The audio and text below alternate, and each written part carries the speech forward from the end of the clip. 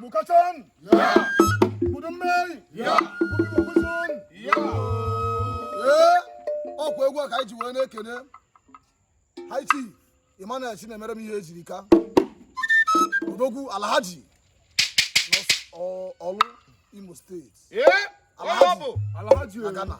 Alhaji Ziggy na Malaysia. AKA DVD player na Malaysia and Ghana. CEO Kato Hotel and Suites na Port Harcourt. Odogwu ọkwa egwu a ka iji si anyị welụkwa ụmụ ụwa niile gba gburugburu. Ị na-atụkwasị ofe afọ n'elu afọ Chineke erughị ya.